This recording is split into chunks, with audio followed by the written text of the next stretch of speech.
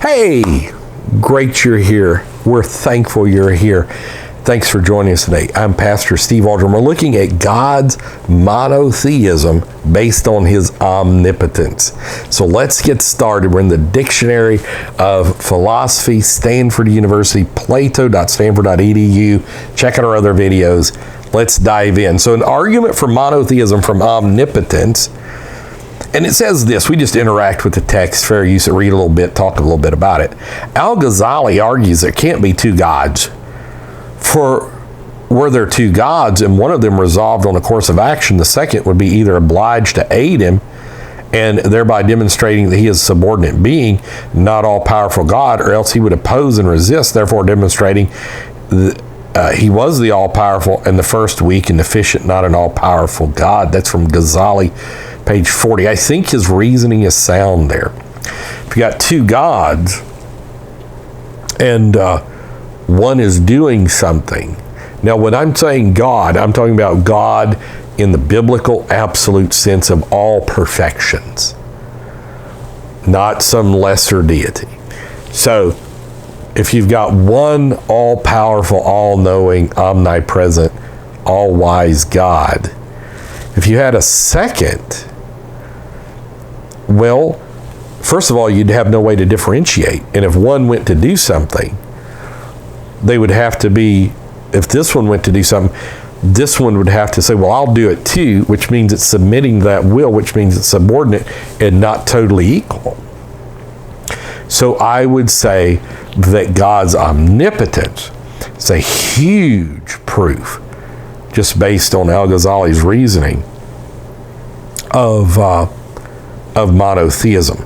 Now we're going to skip over quite a bit of this, but let's keep going here. So after all these things about wills and omnipotence and all this, he says this, is this sufficient to ensure distinctness of persons though? It's not clear that it is. If I somehow cannot will anything that's opposed to what some other person wills, my selfhood or identity as a separate person appears endangered.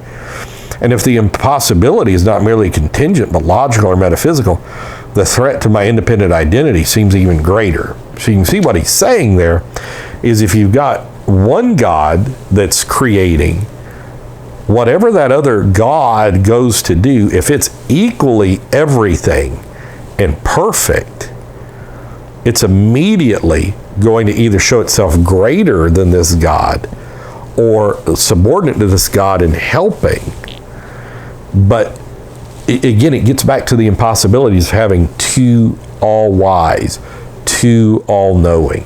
And we've been going through this on these understandings of monotheism. Of course, Scripture is the ultimate look at monotheism. And so I'm going to, again, skip over some other things. So he goes in, he concludes this about monotheism and omnipotence.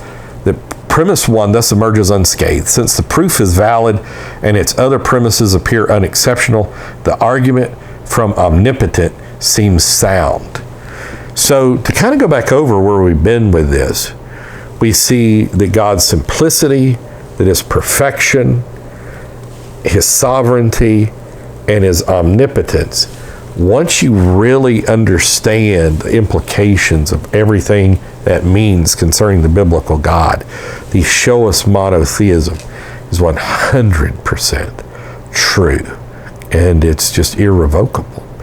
So God bless. Thanks for being with us. Join us daily. Pray to that one true and living God. His name is Jesus. We'll see you later. Bye-bye.